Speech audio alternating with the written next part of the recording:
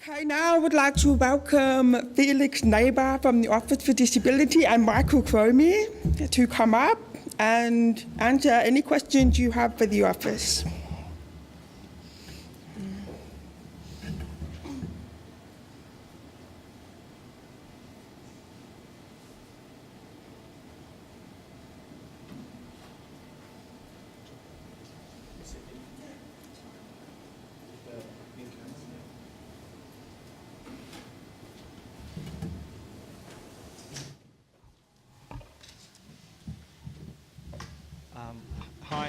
Hi, is that working? Is that coming through?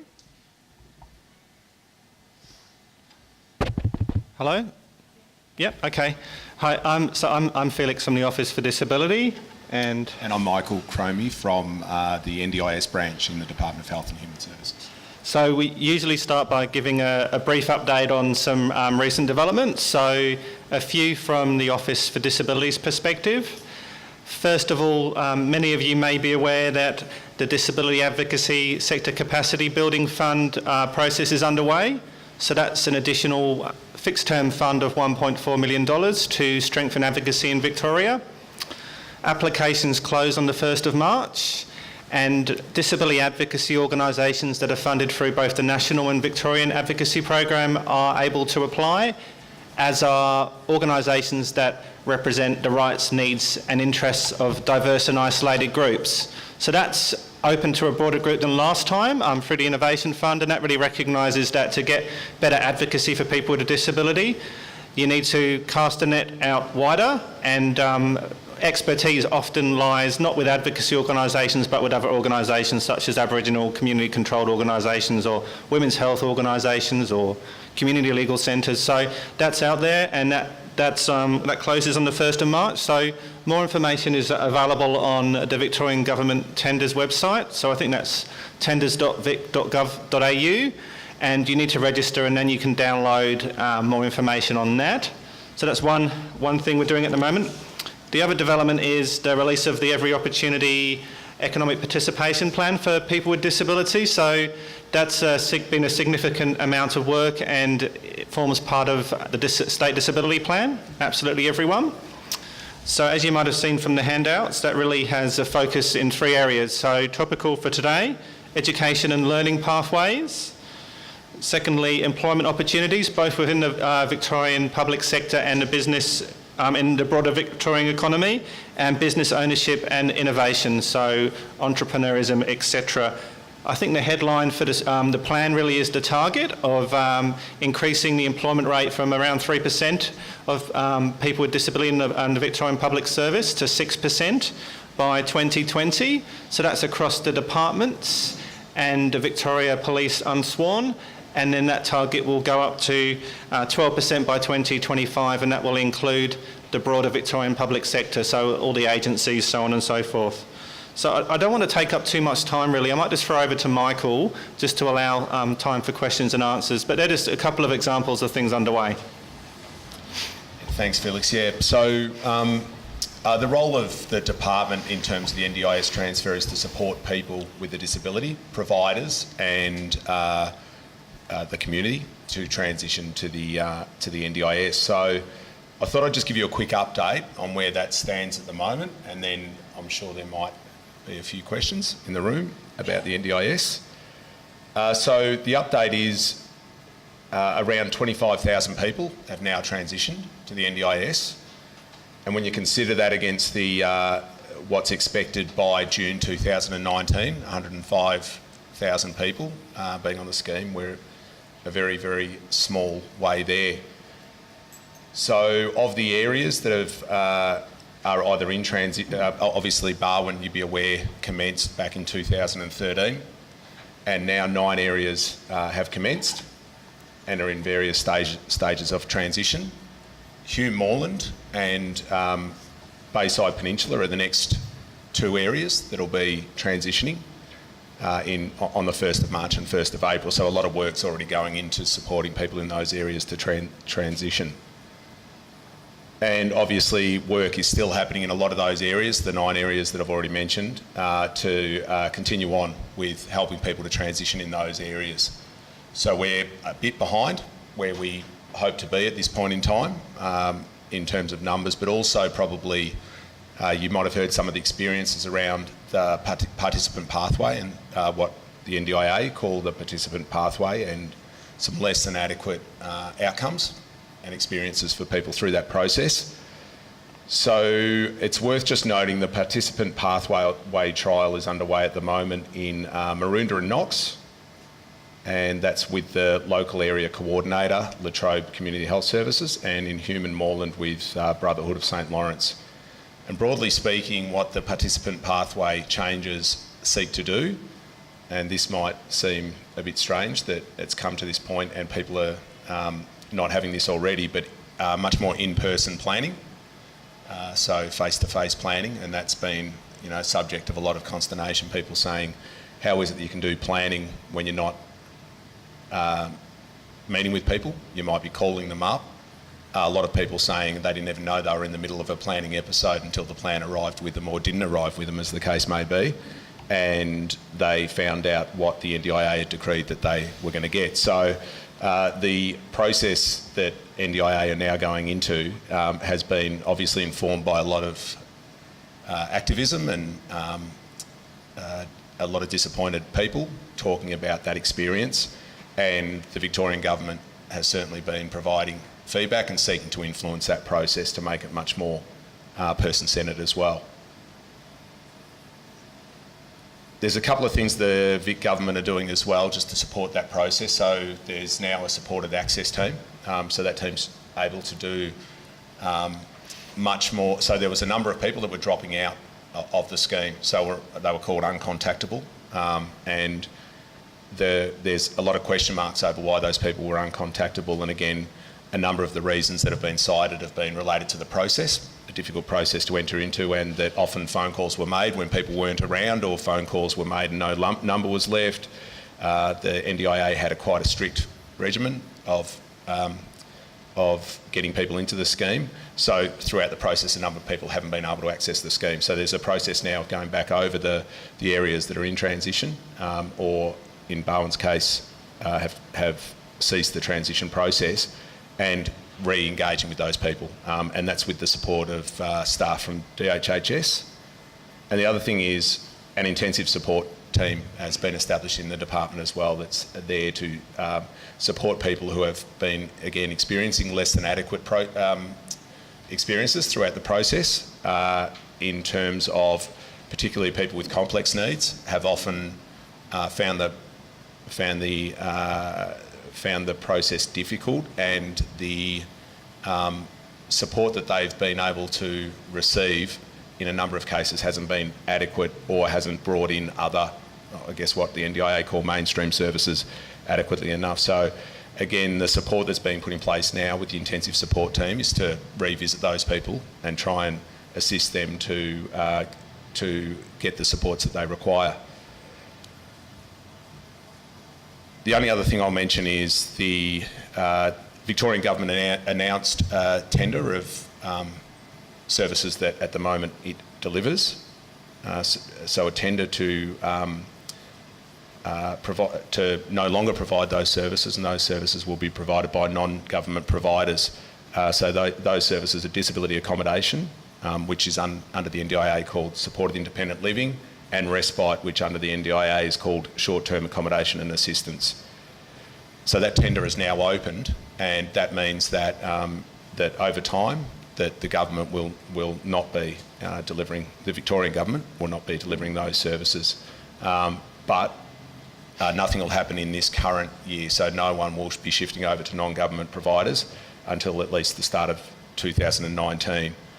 I think that's probably it in terms of updates on the NDIA. Might take some questions, Melissa, if people have got any about any of that. Any questions, anyone?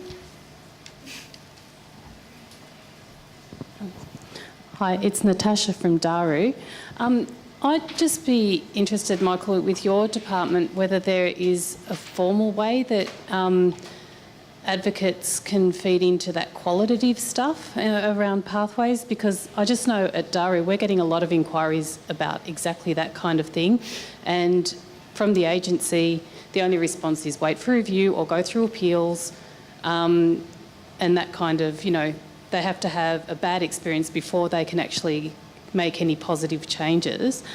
And then what I'm also hearing from advocacy organisations is even though they're doing the appeals and all of the review processes, that doesn't seem to be getting fed back to the planners. So the planners are still giving old information where cases have actually proven that there have been changes made, but the planners don't know that. So advocates are having to always do the same reviews, the same things, the same cases, even though they've been proven that they should have been altered at the start. So I'm just wondering whether, you know, there is some kind of a formal process that, you know, Victorian advocates can connect with, you know, the transition team.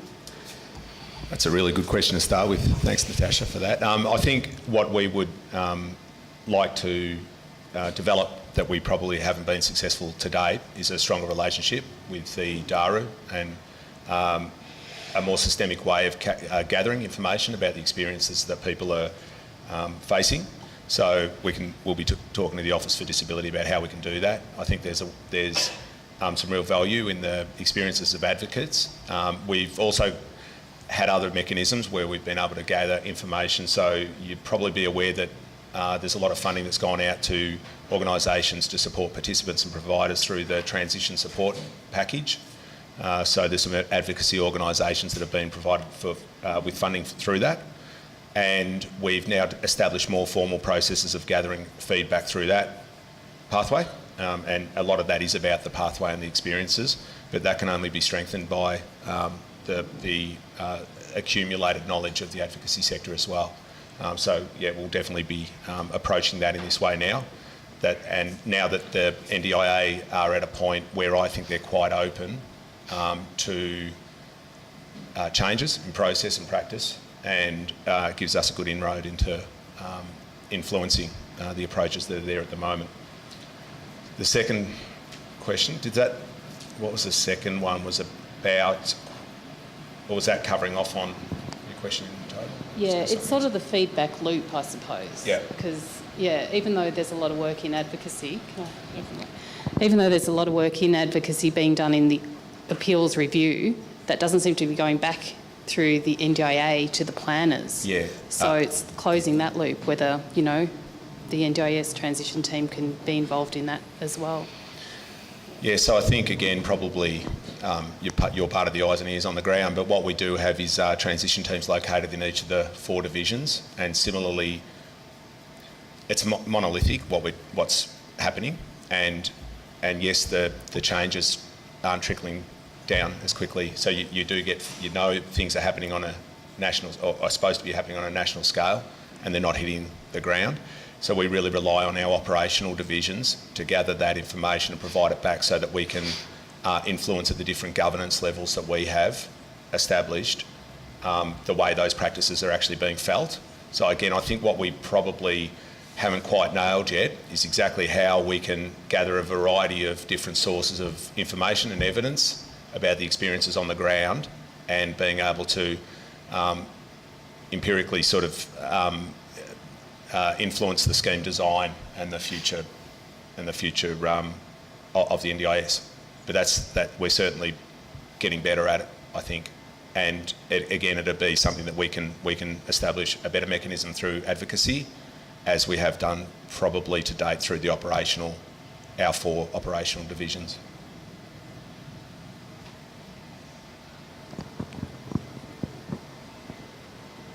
Hi, my name's Ali Parker. A question for Felix just regarding the Victorian Economic Participation Plan. Yep.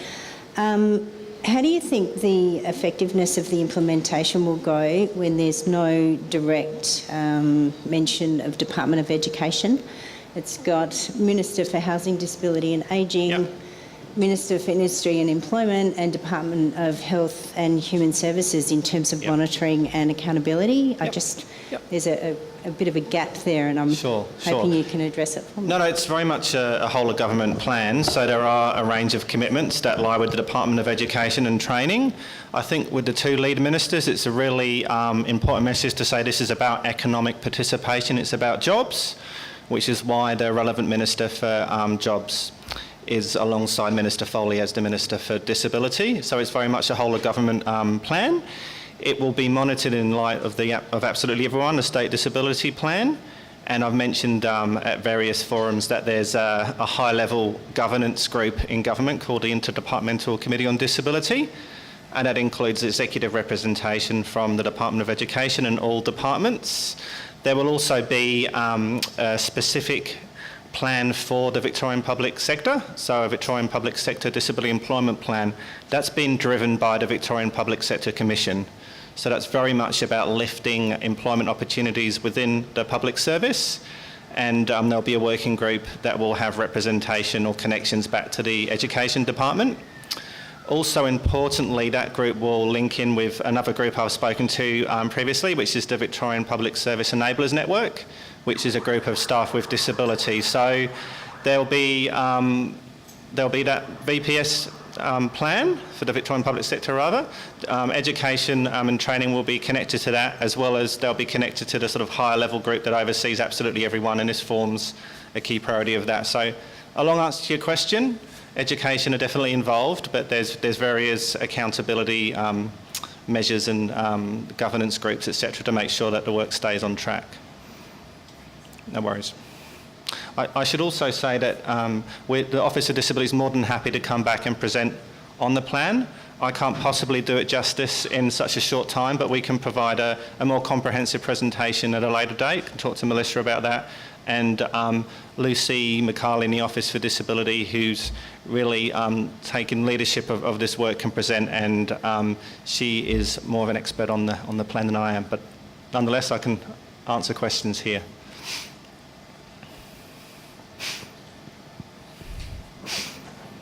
Hi, I'm Andrews Casnidis. I'm an advocate, and I'm finding that if we can minimise the need for reviews by engaging more with the clients in terms of NDIS in respect to informing them the contents of the plan before it's actually returned back to them, and they're saying, well, actually, this is not what I had shared with you.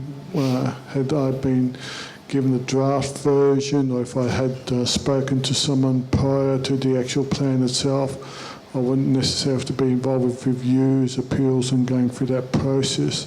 So I'm just wondering if there's any sort of mechanisms that are being considered to try to go down that path. Part of the pilot, the trial that's underway in Maroondah and Knox, takes in a joint approach to the planning process, which involves the LAC, the local area coordinator, the NDIA delegate, who is the person that is the one that can sign off on the funding at the time, but most importantly, the person themselves in the room at the point of planning and decision making. So it probably seeks to try and stop that process of reviews being needed, because people looked at the plan and said, no, that's not what we agreed to at the time. This is about a much more at the time, this is what you're looking at, this is what you're signing off on. The answer, and I'm not part of the NDIA themselves, but certainly again what we've been trying to push is that that's a critical and fairly obvious part of person-centred planning, is the people that the planning is about are sitting in the room at the time of planning and have the opportunity to understand exactly what's going forward in terms of funding. So that's a plus. It's going forward, and the pilot gets extended into other areas in the next few months. So we can only hope that becomes, rather than the exception, it becomes a rule, and that the planning process is much more inclusive. And we'll certainly be pushing that way, and I'm sure the advocacy organisations will be pushing that way as well.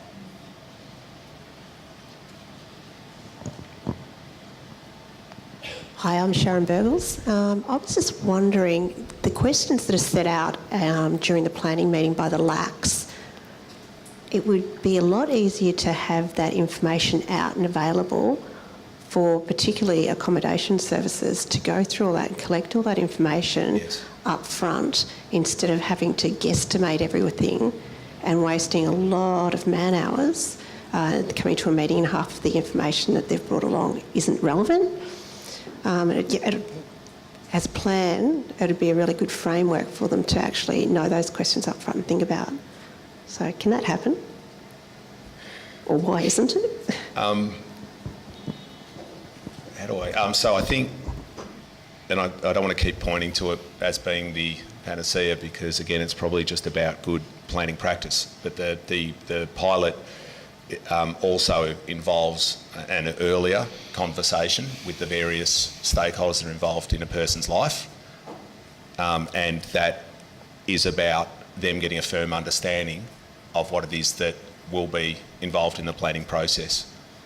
As well as that, there's the planning toolkit, which is online, and I don't know the extent to which you've been able to, I'm not sure how accessible that is. I haven't been through the process myself. But again, that was a move of the NDIAs to try and give people an understanding of the sorts of things that are required to assist in the planning process as well. What documents will you be needing? What information will you be needing? And what sort of questions are you likely to be asked? That just needs to keep evolving and keep getting better. And the other thing, just from the Victorian government perspective, is a lot of funding's been provided out to organisations such as Valid and WIDAS and others to assist participants in understanding that planning process.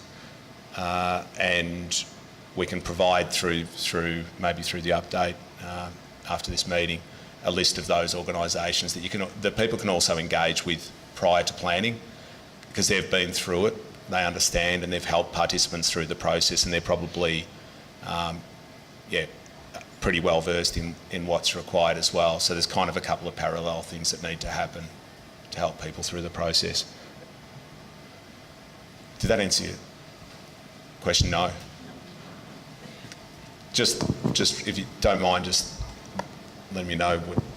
Yeah, it was more about we have difficulty getting services out in Gippsland anyway, like Valid and WIDAS.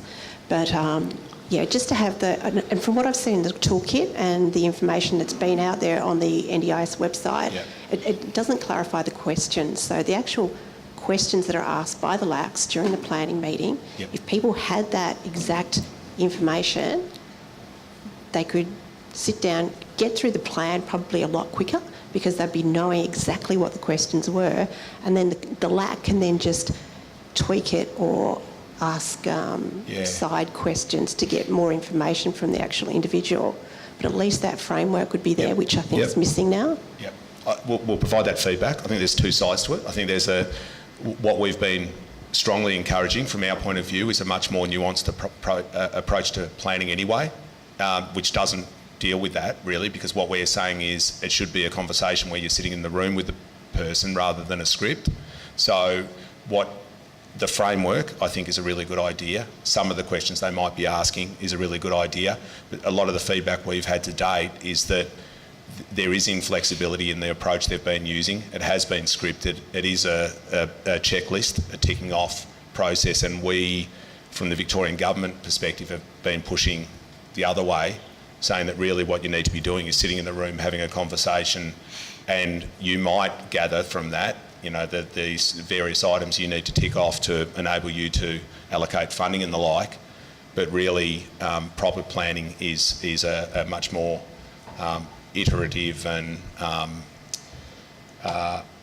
more flexible approach than the one they've been using. But I certainly take your feedback in terms of, there's clearly still questions that are being asked. Can we have those questions? I think that's a really fair thing. Yeah, and particularly the accommodation services more so, because quite often the clientele in the accommodation services, they participate in the meeting, but they don't have that. In advance. And, yeah, no, fair exactly. point. And it would just save everyone a lot of time, I think. Yeah, so great. thank you, Michael. Thank you.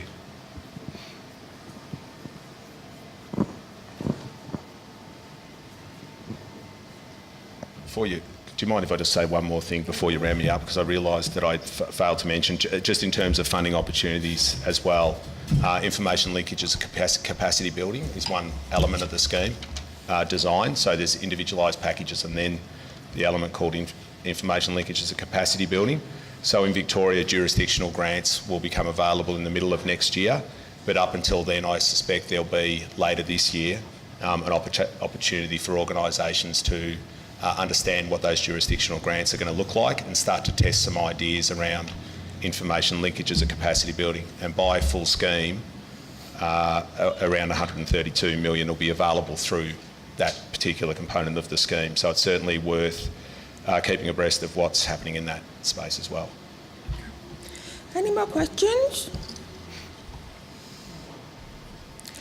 Well, if there's no more questions, thank you very much, Felix and Michael. Thanks. On your tables, you will find a questionnaire, and that's just for feedback for us to decide what we're going to have the next advocacy sector conversations on. You can also ask the office to address some things, like if there's something you want them to talk about next time they're here, make sure you write it down, we will pass it on for the next time we have a sector conversation. So I thank you everyone for coming. Thank you to all our presenters.